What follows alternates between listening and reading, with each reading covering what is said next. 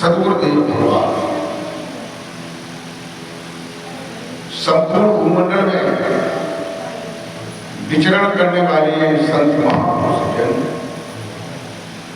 और यहाँ सत्संग प्रांगण में विराजमान नर नारी के रूप में ब्रह्म के परम प्यारे भक्त, ये हमारा दयाल का मासिक सत्संग जो हर महीने के प्रथम रविवार को हुआ करता है और आज भी महीने का प्रथम रविवार है।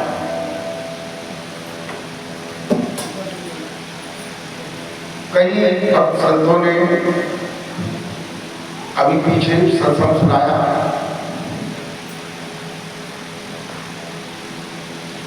कई भक्तों सत्संग की बहुत बड़ी महिमा होती है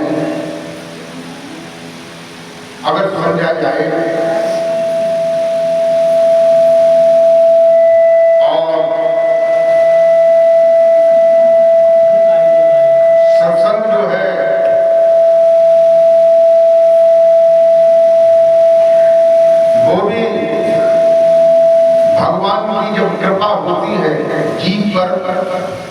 तभी सत्संग जो है सुनने को मिलता है। ये कहते हैं बिन सत्संग विवेक न होई, राम कृपा बिन सुलभ न सोई। तुलसीदास जी कहते हैं कि बिन सत्संग विवेक न होई, बिना सत्संग के विवेक नहीं होता है। और सत्संग जो है बिना राम की कृपा से। तो प्रेम भक्तों, राम की कृपा कब होगी? जब हम भगवान का भजन करेंगे तभी कृपा होगी। देखो सत्संग जो है दो शब्दों से मिलकर के बनता है। एक शब्द है सत्य और दूसरा शब्द है सत्य। इस बात को मैं हर सत्संग की शुरुआत में कहता हूं और इसीलिए कहता हूं कि हमारे भक्तों को विवेक हो और वो इस बात को समझे कि सत्य क्या है और हम सत्य का कैसे संग करें। केवल इतनी सी ही बात है। अगर आप सत्य समझ गए तो समझ लीजिए तो आप सत्य का संग करते हैं। हम लोग ये समझे कि जो संत महात्मा लोग जो हैं मंच में बैठ करके वो बातें सुनाते हैं उसे सत्संग कहते हैं। ऐसी कोई बात नहीं। लोग मंच में बैठ करके कहानी भी सुनाते हैं, कहानी पर भी सत्संग होता है। हमारी बात समझ में आ रही है? देखो सत्य उसे कहते हैं, सत्य के बारे में हम सत्य की परिभाषा बता रहे हैं। सत्य उसे कहते हैं जिसमें कभी भी कोई परिवर्तन नहीं है। इतनी सी बात। सत्य किसे कहते हैं? जिसमें कभी भी कोई परिवर्तन माने बदलाव इन्हीं न उसका जन्म होता है सत्य का और न सत्य की मृत्यु। देखो हम लोग कोई कहानियां सुनाते हैं उसे ही सत्संग मान लेते हैं, कोई भगवान की कथा सुनाता है उसे ही सत्संग मान लेते हैं। अरे भगवान का तो जन्म होता है, अवतार होता है, जन्म कहे अवतार कहे, भगवान का अवतार होता है और भगवान का अंत ही होता है नहीं। देखो राम का हुआ, कृष्ण का हुआ, सभी भगवानों का अंत हुआ। भगवान तो एक पदवी है, भगवान एक महापुरुष है, पदवी है और वो संसार में आते हैं एकत्रित होकर के और भक्तों की रक्षा करने के लिए आते हैं, धर्म की स्थापना करने के लिए आते हैं, दुष्टों का विनाश करने के लिए आते हैं। तो भगवान के भी दो अवतार बना गया। अब आप लोग ये सुनिएंगे कि भगवान दो दिन कैसे होते, लेकिन दो तरह के अवतार होते हैं, एक नित्य अवतार और एक निमित्त अवतार। नित्य अवतार किसे कहते हैं? नित्य अवतार उसे कहते हैं कि जो लोगों के दुष्ट से दुष्ट, अत्याचारी से अत्याचारी लोगों के दिल दिमाग को जो अपनी वाणी से बदल देते हैं, उन्हें जो है नित्य अवतार। जैसे भगवान बुद्ध थे, तो एक बार जो है अपने भक्तों के साथ में जा रहे थे, उधर से एक अमूल्यवान नाम का डॉक्टर आता। अमूल्यवान उसका नाम इसलिए था कि वो आदमी को पहले तो मार देता था, तलवार से सिर काट दिया और बाकी एक उंगली काट दी और अपनी माला में डाल दिया, और उसका जो भी सामान था, रुपया पैसा या और कोई चीज, वो ले ली ये काम था। तो 1000 आदमियों में से 2-4 आदमी कम थे कि वो ये सोचता था कि 1000 आदमियों की जब माला बन जाएगी तब मैं मारता हूँ। तो उसी बीच में ये महात्मा बुद्ध आ रहे थे 6-7 भक्तों के साथ, और वो भी 6-7 अपने आदमियों के साथ सामने से आ रहा था। एक ही रास्ता, थोड़ी दूर जब रह गई तो अमूल्यवान के जो साथी थे उन्होंने कहा कि सरदार जी, महात्मा बुद्ध आ रहे हैं, इसी राजा के लड़के हैं, वो महात्मा हो गए, ले आ गए। ठीक है, आने लगे। इधर महात्मा बुद्ध से जो है उनके साथियों ने कहा कि वो अमूल्यवान नाम का डॉक्टर था, उन्होंने कहा नहीं वो आ रहा है तो चल जाए। तो जब वे आए, जब आमना सामना हुआ तो न वो उतरे रास्ते से और न वो उतरा रास्ते से। जो अमूल्यवान जब सामने आमने हुआ तो उसने महात्मा बुद्ध को हजारों गालियां, मां बहन की खराब से खराब गालियां। बुद्ध जो है वो मुस्कुराते रहे। काफी गालियां लेने के बाद जो है अमूल्यवान ने सोचा कि मैं और बुरी गाली मानी तो इस आदमी ने कुछ नहीं कहा। तो उन्होंने कहा कि आपको मैंने बहुत सी गाली दी। तो उन्होंने तो क्या होता और देखो। तो उन्होंने कहा कि महात्मा बुद्ध ने कहा कि आपने गाली दी? हाँ हाँ हमने गाली दी, क्योंकि हमने ली नहीं गाली, तुम्हारी गालियों को मैंने लिया ही नहीं। तो वो बड़ा हैरान होता, उसने कहा ऐसा आदमी जब मुझे गालियां दे रहे वो कहता है मैं ली नहीं। तो उसका दिमाग ढीला पड़ा। ढीला पड़ने के बाद उसने कहा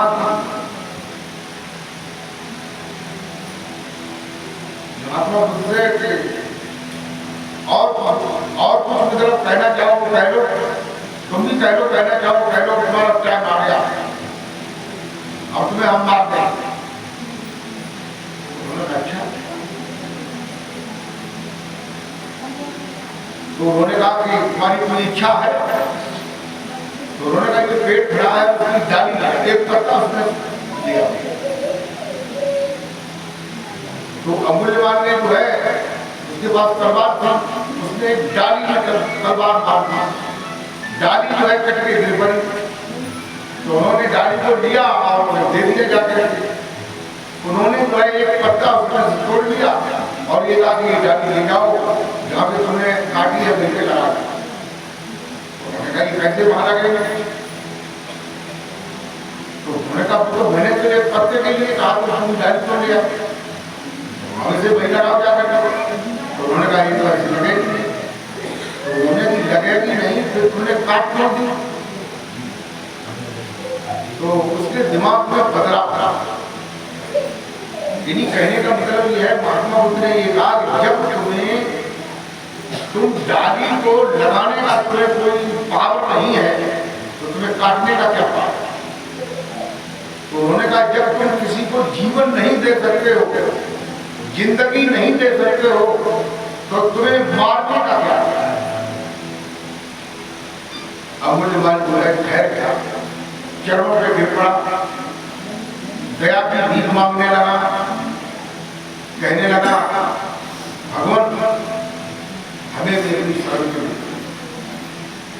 मेरे अंदर बहुत क्रूरता है, दुष्टता है, अत्याचार है, मेरा दिल और दिमाग शांत हो गया। ठीक है तुम साथ रहने लगे। जब साथ रहने लगा, बाद में बहुत बड़ा संत बना, अमूल्यवान नाम का डाल, बहुत बड़ा संत बना। तो कहने का मतलब ये होता है कि जो संतों का जो अवतार होता है वो नित्य अवतार होता है। संत भी भगवान होता है। ये लोग समझते नहीं, लोग ये सोचते हैं राम और कृष्ण ही भगवान है। देखो रामायण में तुलसीदास जी ने एक जगह पर जो है, जब रामायण शुरू हुई है, रामायण जब शुरू हुई है तो उन्होंने जो है एक सबसे पहले सोरठा लिखा। क्या लिखा है? सोरठा। एक सोरठा होता है, एक दोहा होता है और एक चौपाई होती है। तो ऐसे ही सोरठा होता है, वो दोहा के की तरह होता है। मात्राएं अक्षर दोहा के बड़ा खराब होती है, लेकिन जो दोहा के चरण है, दोहा का पहला चरण होता है, वो सोरठा का दूसरा चरण होता है। तो ऐसे चरण बनाए जाते हैं। तो सोरठा में कहते हैं कि बंदम गुरु पद कृपा सिंधु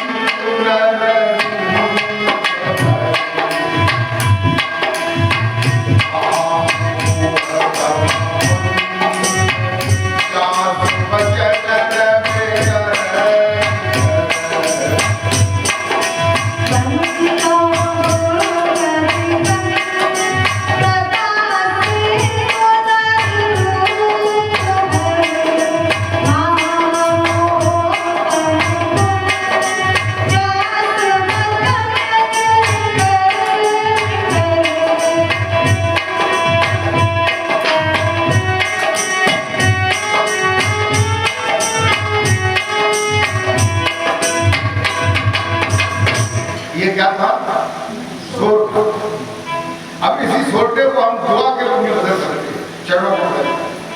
जैसे कहते हैं कृपा सिंधु रूप हरे बंदहु पद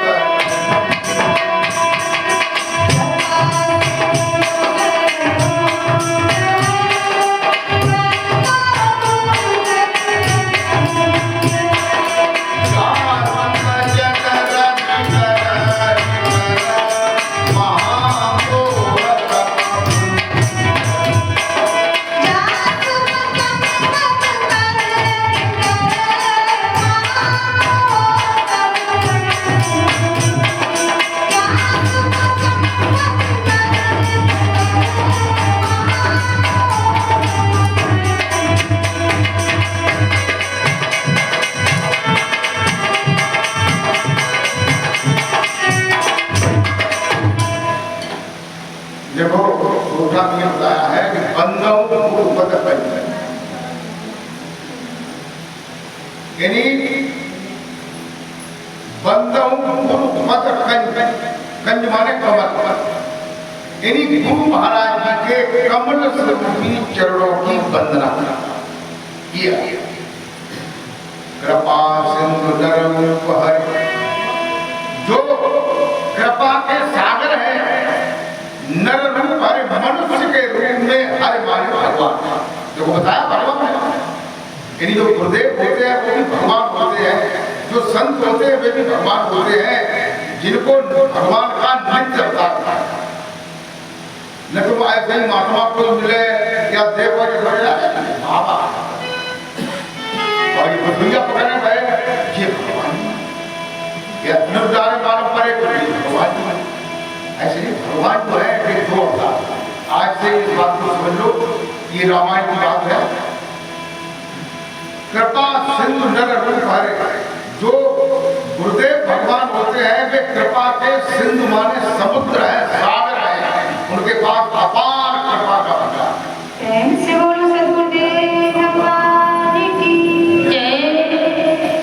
कहते हैं कि महामोह तम कुंज, जो मोह होता है, जो महान मोह का कुंज माने झुंड, मोह का झुंड क्या है?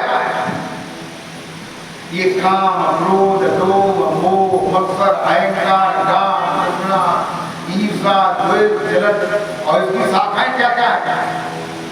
अम्मा, पिताजी। अब तो लोग पापा पापा, ये घोर कलयुग में पापा लोग कहते हैं। पापा का मतलब क्या होगा? पापा का मतलब ये हुआ, पापा का संध विच्छेद करो, तो संध विच्छेद करने पे होता है पाप आ। क्या होता है? पाप आ। हे पाप, तू कहाँ है? आया इन पाप को बुला रहा है।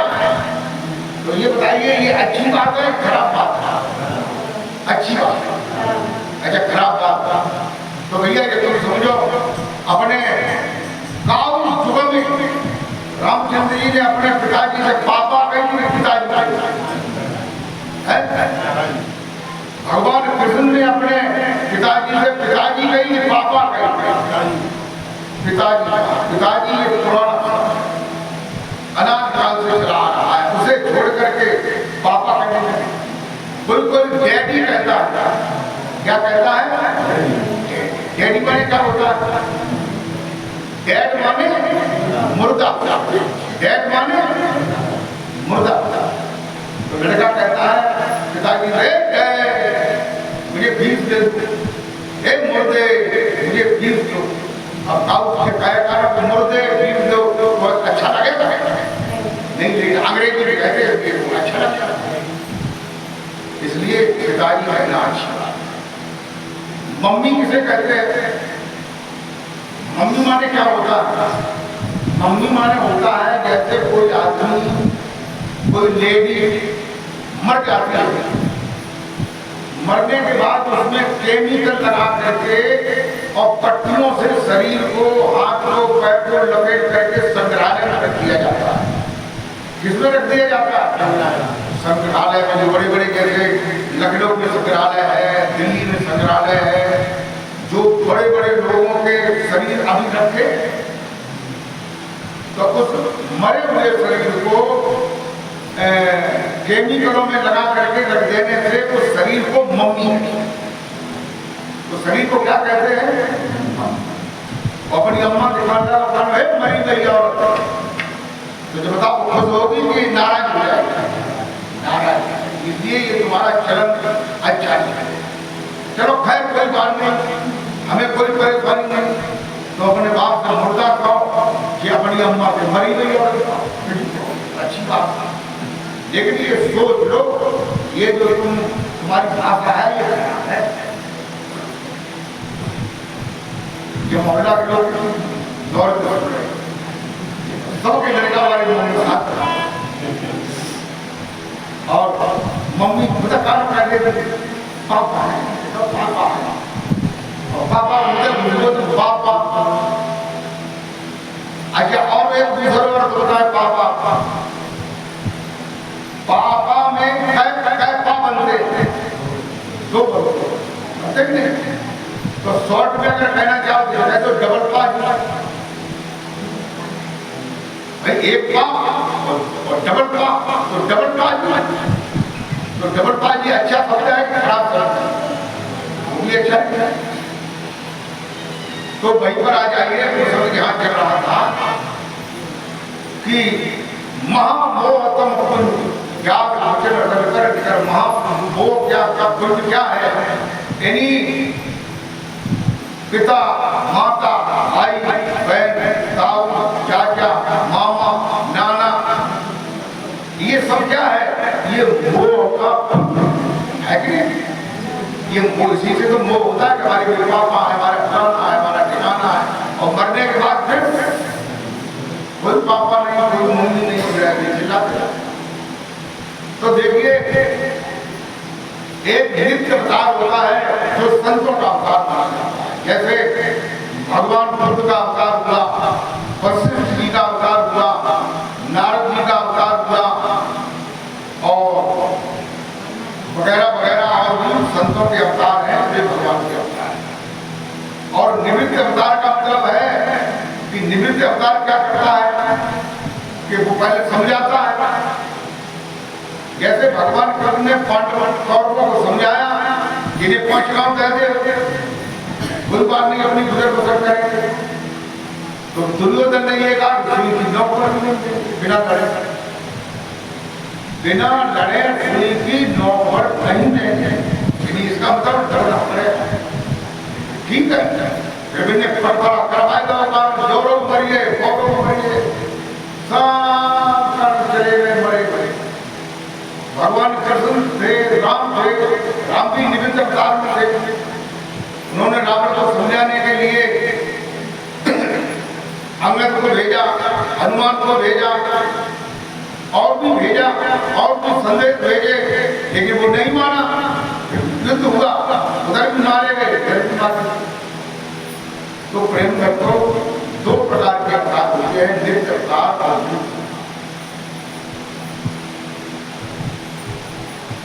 कहते हैं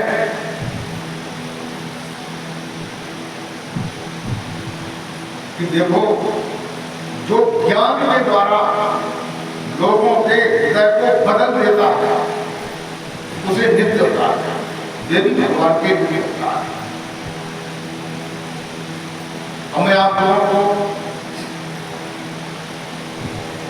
एक अच्छी सी बात बताऊं। देखो, भगवान ये कहते हैं, क्या कहते हैं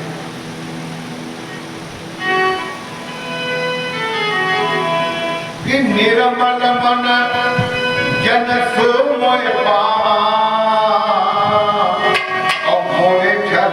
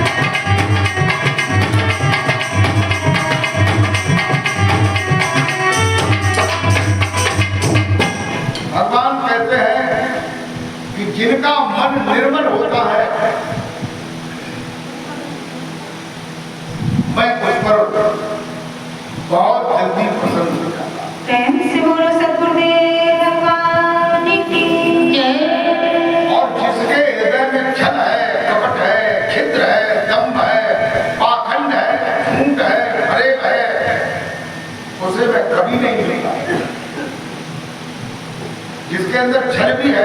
काऊ काऊ पकाना जो है, कोई आदमी जी की तरह खाना पीने लगा तो बाकी भीतर पेट में आग लाते हैं, खाना खाए तो कछु नाटका किरैया करे, जोर बहुत धंधे बोल जोर कर दे, कछु न कछु बिगा रहेगा। ये करने वाला वो आदमी अपने को चतुर मानता है, चालाक मानता है, होशियार मानता है, लेकिन वो बिल्कुल जो है बेवकूफ, वो भगवान को कभी पसंद नहीं कर सकता है। भगवान उससे कभी प्रसन्न नहीं होते हैं, ऊंचे कछु करते। इसलिए जो है अब भी मैं कहता हूँ निर्बल हो जाएगा, निर्बल नहीं होगे। देखो भजन क्यों करते हैं, भजन क्यों करते हैं? भजन इसीलिए किया जाता है कि हमारा इंद्रियां, हमारा मन ये निर्बल साफ आता है। ध्यान इसलिए किया जाता है जिससे चित्त शुद्ध होता है, और भजन इसलिए किया जाता है जिससे मन शुद्ध होता है। तो मन शुद्ध करने के लिए मन को जिनके द्वारा शुद्ध करो, ऊपर से भी शुद्ध करो, किसी की चोरी मत करो, और अपने प्रतिलों को छोड़ करके सबको मां बहन की दृष्टि से देखो,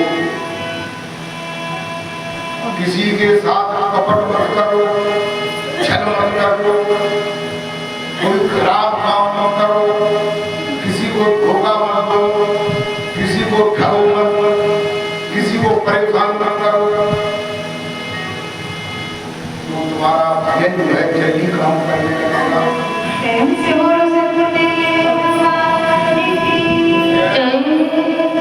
एक तरफ सरल आत्मा की बात, देखो हमारी बात में लोग पूछा देते हैं, उनमें से जो सरल हृदय का होता है उसे तुरंत दर्शन हो जाता है। आप लोगों ने देखा होगा भाई लोग बड़े होशियार, खुद पूजा करने वाले, बड़े दिमागदार, बड़े ज्ञानी, और वे लोग दीक्षा लेकर उन्हें दर्शन नहीं होते। और जो लोग सीधे हैं, सरल हैं, कहीं जानता है, लेकिन ऊपर नेक हाथ डालो, कड़क कड़क डालो, दूसरे की आंख भिड़ गई।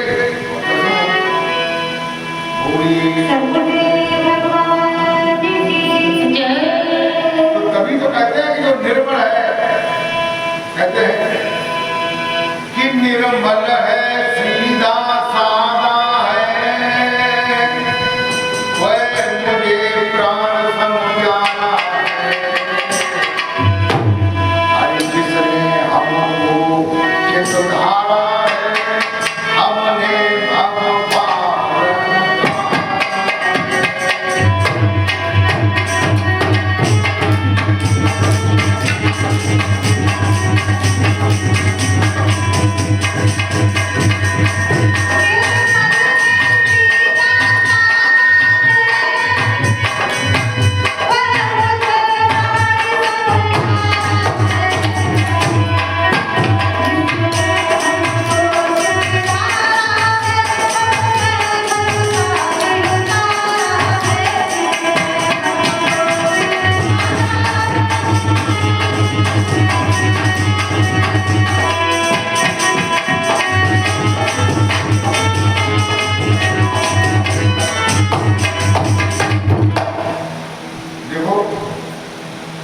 निर्मल की वृत्ति क्या होती है कि जो निर्मल है वो संतों के, सद्गुरु के, भगवान के सामने भी निर्मल रहता है। और वो संसार के प्राणी है, कोई मनुष्य है, पशु है, पक्षी है, उनके लिए भी निर्मल होता है। तो वो ही निर्मल होता है, जिन्हें भगवान के सामने द्वार से कहने डाले आंसू टपका, और कोई कानून जो है मोरिया मिल गई तो ठाई से कर दे, जो करीब भाई खड़ा बिठाने लगे लगे, पंप भंग जेल बिचारे को आदमी गर्म करके और थोड़े थोड़े पुलिस करेंगे और खदकाए और ऊपर से शराब डाल रहे लोग आए। भगवान की तरफ नहीं आए भाई, तुम दूसरे प्राणी से द्रोह करते हो। कहते हैं कि सेवद्रोही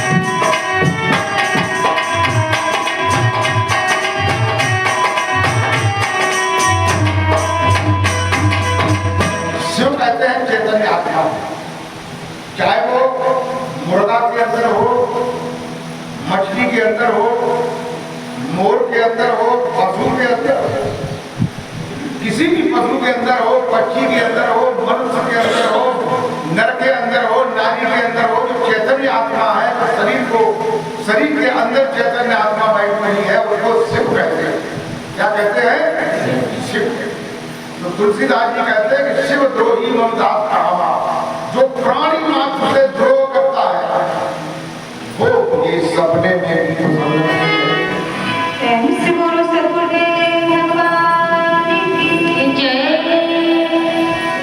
और शिवदास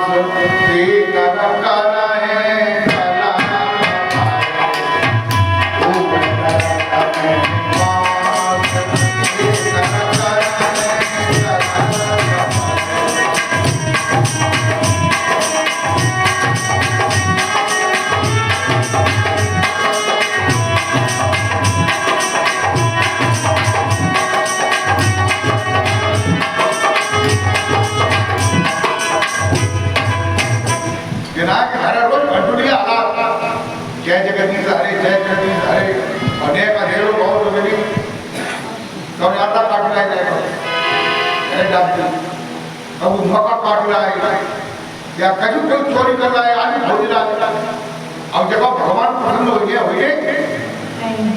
कहते शिव द्रोही ममदास, जो जीव मात्र से प्राणी मात्र से द्रोह करके मेरा भक्त बनता है, भगवान कहते जो मेरा भक्त बनता है तेनर करें घोर कलप कलप भर बात, तेनर करें कलप भर घोर नरक में बात। जो घोर नरक है एक कलप तक तो है मेरे लोग नरक नरक है।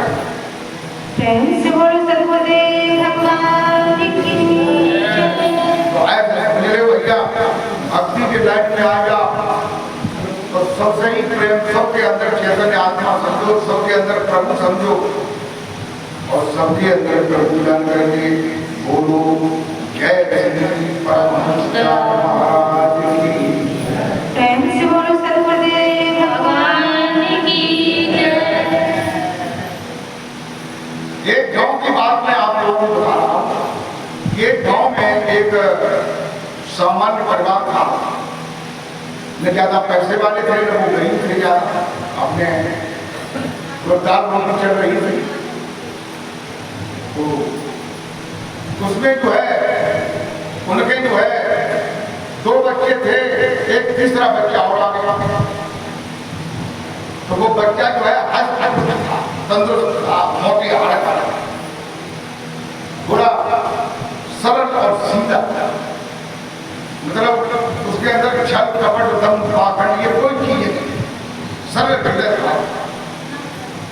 तो वो जन्मा धीरे धीरे बड़ा हुआ, लेकिन उसकी खाना की खुराक ज्यादा था। क्या ज्यादा था? खाना की खुराक था। तो क्या हुआ, अब वो घरे काम करे ज्यादा मिठुरिया क्या करे, केवल जयपा में कमी थी कि वो आलसी था, काम नहीं करता था और खाता और जाता था। तो घर वाले ने जगह का जो चेता हमारे यहाँ आएगी क्योंकि तो मतलब एक दाय कहीं, 2 दाय कहीं, ज्यादा कहीं लग गई बात तो घर छोड़ चलो। तो जाएंगे वृंदावन का हो जाएगा। तो वृंदावन में एक अच्छा आश्रम था, उसमें जाकर के लग गया। तो बाकी जो महंत देव लगे उन्हें 5 हुए उन्हें, और 5 जगह जगह महाराज मेरी बेटा कहाँ से आए, बोलिए गाँव से आए। अच्छा जगह यहीं रहेंगे, कोई बात नहीं है, ये तो घर जो है ठाकुर जी का है, हमारा थोड़े। उन्हें महंत जी ने कहा खाओ भोजन करो, सेवा करो। तो वहां को जो है सेवा करने लगा, वहां को लेनी चलती रहे, फावड़ा चल झाड़ करते करे और आराम से खाए पानी भी पूरा आश्रम खाए जाओ करे तब खाए पाए करे। दो बात में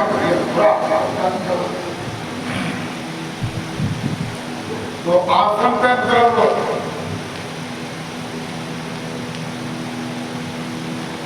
कोई कोई नियम होते हैं। तो उस आश्रम का एक नियम था। क्या नियम था कि वहां एकादशी को व्रत रखना। ठाकुर जी का व्रत रहते थे भगवान का। व्रत का मतलब जो है भोजन नहीं करते थे। तो सब लोग जो है भोजन नहीं करते थे, अपना भजन ध्यान करते थे, सफाई वफाई कर लिया, पूजा कर लिया। फिर जो है शाम को भी नहीं खाते थे। सवेरे फिर जो है नहा धो करके आरती पूजा करने के बाद तब खाते। तो प्रेम भक्तों, अब वो व्रत वाला दिन आया और उन्होंने कही माता जी से कि महाराज आज भाई बना भी आज पूजा खाने तो जगह जो हम कैसे रहते हैं तो रहते हैं कि तो फिर जगह हमें तुम्हारे पूछे जगह बेटा यहाँ पे बनता तो जगह गुरु जी हम मर के और कहाँ जाने धोनी ठीक है वो पाएगा। जगह तुम खाना बना लेते तो उन्होंने विधाएं बना ले तो मरते नुकसान करते। तो अब कोशिश करेंगे धोनिया तो बनाई नहीं, वो भी नायक बनाई बना गए तो आगे जरा धोनिया बनाई कहीं कहीं करेगा। तो उन्होंने कहा देखो पास में जो जमुना है ये वृंदावन निकल करके फिर जमुना जो है मैदान पर पहुंच जाती है। वहां उनके पास जो है पीपल के पेड़ थे, वहां चले जाओ और ये सीधा ले जाओ, आटा ले जाओ, दाल चावल घी ये सामान ले जाओ, सब्जी ले जाओ, गाँव में बना के खा ले और भगवान का भोग लगा के यहाँ जो भोग लगता है ऐसे भोग लगा के भगवान को खिलाने के बाद तो वो मतलब साधारण आदमी था, सरल सहज सीधा निर्मल। तो अब माने भगवान को जो भोग लगाते हैं उन्हें तो लगाते मान भी नहीं। तो उन्हें थोड़ी भगवान को जो भोग लगाते हैं तो भगवान जी खाना अब मुझे भोग जाते कहते हैं मौके लगाए गए श्री गीता आए तो सीताराम लगाइए। तो क्या हुआ तो उन्हें एक दिन खाना बनाओ और बनाने के बाद फिर जो है झांकी का मानती है भाई झांकी दी हो तब भोग लगाई हो। ठाकुर जी को भोग लगाए थे जब वे खाए ताकि बाद में प्रसाद आ जाते हैं। ठीक है तो भोजन बनाने के बाद जो है फिर मैंने भोग लगाया। कहने लगे राजा राम आए, राजा राम आए, राम भोग लगाए। बोलो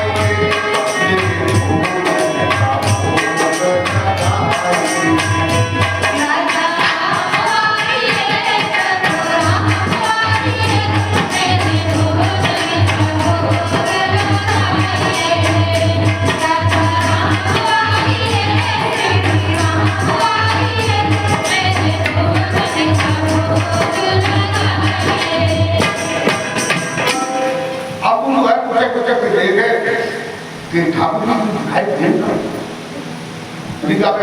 भोग लग जाएगा।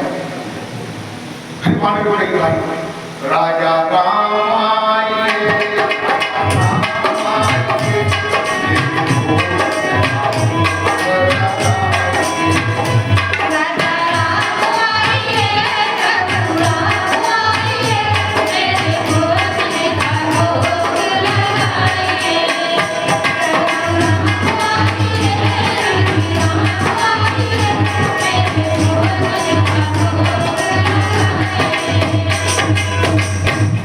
तो देखो गानो कि एक साइड में जो है कुछ पेड़ पौधे खड़े थे, छोटे छोटे बड़े बड़े घने घने झाड़ियां थी। तो भगवान राम जो है कोई गाड़ी में निकल के आए, तो उसे ये थोड़ी मालूम थी कि आते हैं कि नहीं आते। उसका तो सरल हृदय था। तो भगवान आ गए तो बिन्ने जो है तो बोला आगा जाओ खाए दो नहीं बैठो और जगह कही फिर उन्हें पसंद हो पत्थर जगह खाए गए तो उन्हें खाए गए और आगे बात उन्हें खाओ अपने पे चले आए। आश्रम में आइए। दूसरे दिन जब फिर एकादशी आई तब इनने फिर कहीं कहा जगह गुरु जी अब फिर हमें सीधो दे दे, इन्हें फिर सीधो दे दो। अब इनने हुआ जाए क्या भोजन बनाओ और बना के तैयार करो और फिर भोजन लगाओ। राजा राम आए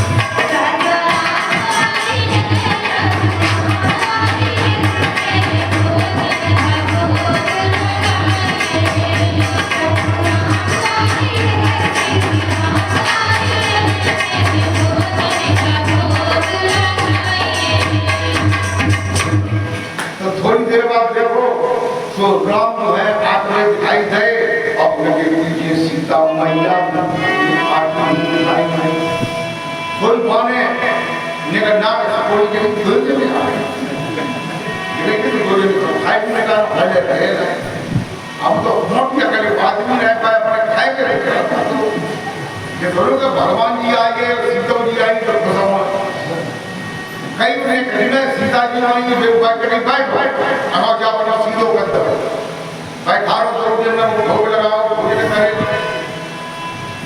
ताकि बाद बचो बचाओ हिंदू बचरो रखो खाना खाओ खाओ फिर चले गए अपने आश्रम फिर एकादशी को दिन आओ तो बिन्ने कही के वो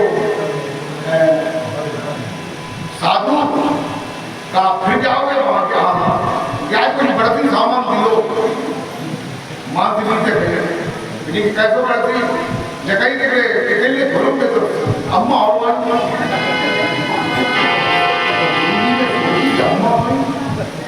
उन्हें गुरु जी ने तो भगवान देख रहे भोग लगा तो जिंदगी नहीं करी मंदिर मंदिर में भोग लगा तो पूरी जिंदगी नहीं करी काम नहीं है भगवान और कौन है कैसे कि अम्मा और का अम्मा और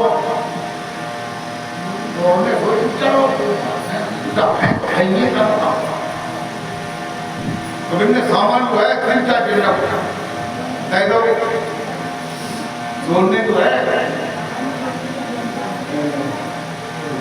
खाना बनाओ और बना के जो है वहां जाए ढक जाओ फिर भोग लगाओ। राजा राम आए राजा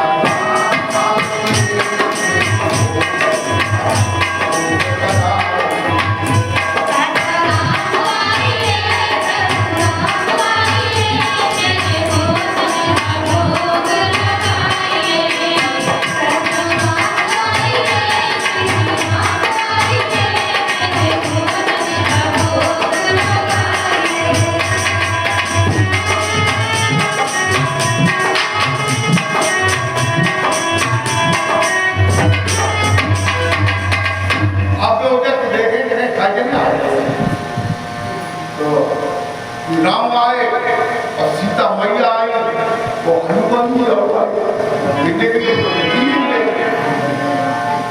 अच्छी मकान ज्यादा लगाए नहीं तो हम तो ऊपर में जाए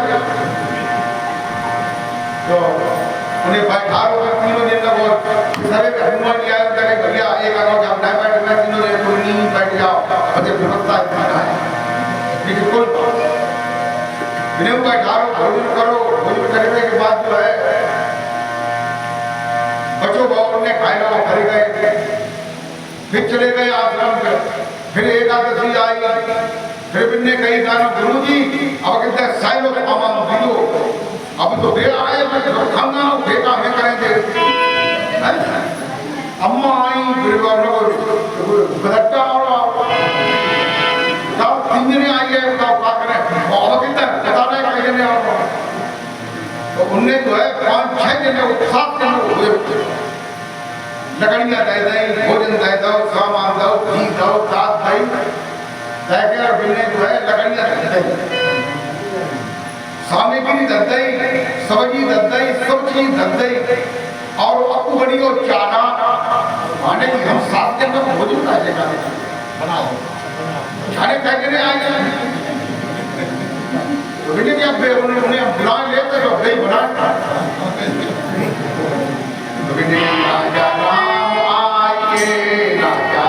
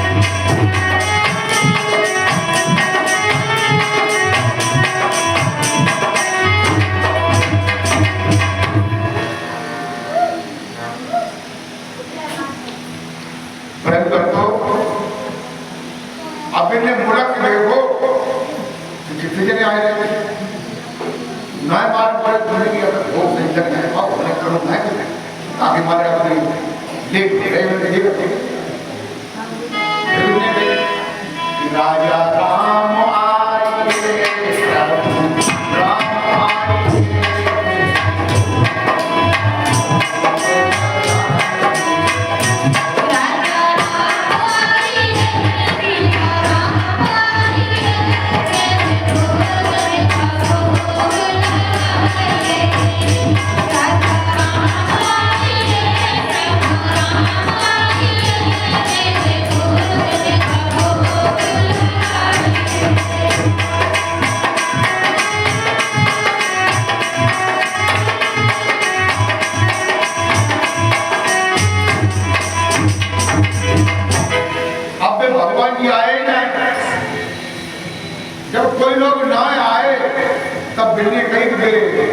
भगवान कहते थे जान गए अपने राव उठाए तो वहीं मैंने आवाज लगाई थी कि कहीं भगवान की जितने जने आओ जाओ उतने जने आए जाओ व्यवस्था में तैयार ना है तैयार करवाओ पड़े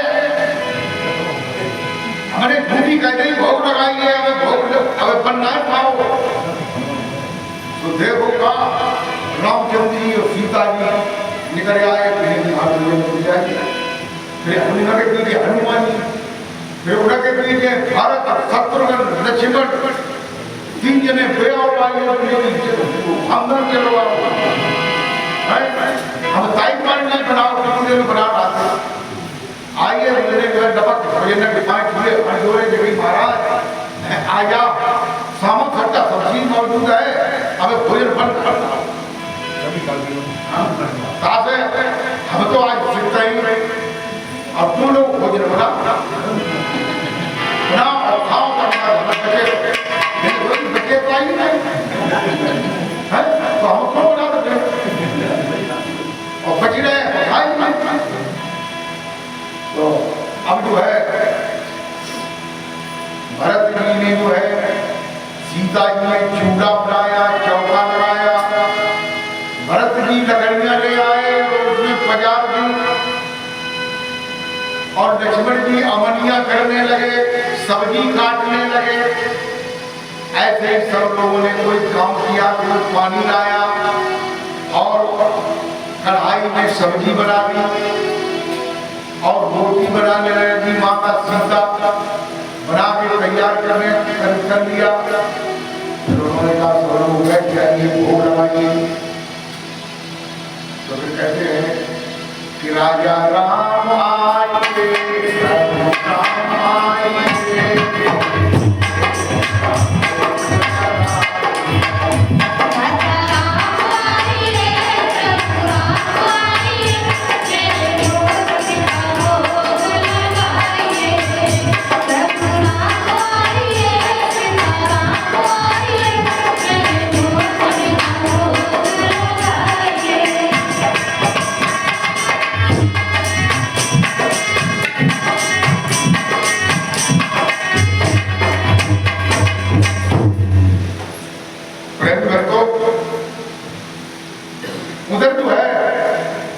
गुरु जी ने सोची कि आज फिर भेज जाए तो ऐसे बैगों में बेचिया तोड़कर मामा हो जाए दाल और आटा फाटा बेचिया तोड़ के लिए आया था तो गए गुरु जी गए नीचे घाड़े में टुकड़े गए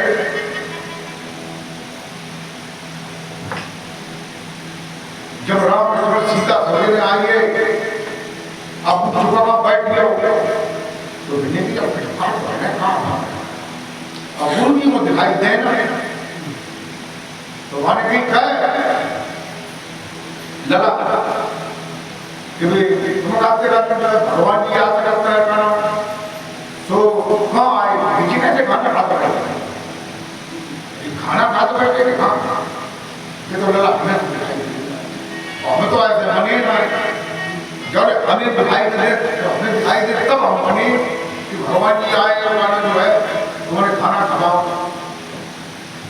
कि भाई तुम्हें आज खाना मुझे खिलाओ ना नहीं भगवान जी का प्रभाव मैया है इन्हें क्या जान कर और ये भरत शत्रुघ्न लक्ष्मण और ये हनुमान जी सब के काम में लगे काम अब और भी गुरु जी दुखी हो जब इनका तो जिंदगी हुई निकली पूजा करते करते गाना जो है मंदिर की सफाई करते करते भोग लगा आज दिन भर जाए इन्हें कहीं का राम केवल जी से जगह देखो प्रभु जी भाई गुरु जी को दिखाई थे